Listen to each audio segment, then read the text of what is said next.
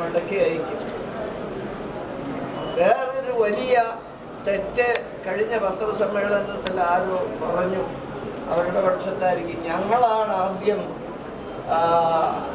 നിരാഹാരം തുടങ്ങിയതെന്ന്. ഞങ്ങൾ നിരാഹാരം തുടങ്ങിയേയില്ല, അവരാണ് തുടങ്ങിയത്. ഓട്ടുപള്ളിയിൽ ഞങ്ങളുടെ വീതത്തിന് വിശുദ്ധ കുർബാന ചെല്ലാൻ ചെന്നപ്പോൾ അവിടെ കയറ്റില്ല എന്ന് പറഞ്ഞു. വിവരം അറിഞ്ഞ് ഞങ്ങൾ അവിടെ ചെന്ന വഴിക്കിരുന്ന് പ്രാർത്ഥിച്ചു. അത് നിരാഹാരമല്ല, സമരവുമല്ല.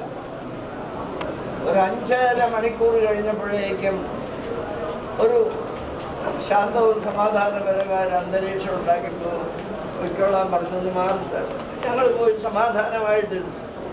പക്ഷേ കുറച്ച് കഴിഞ്ഞപ്പോൾ കേട്ടു കോട്ടയത്തെ ബാബ ഇവിടെ നിരാഹാരം കിടക്കുകയാണ്.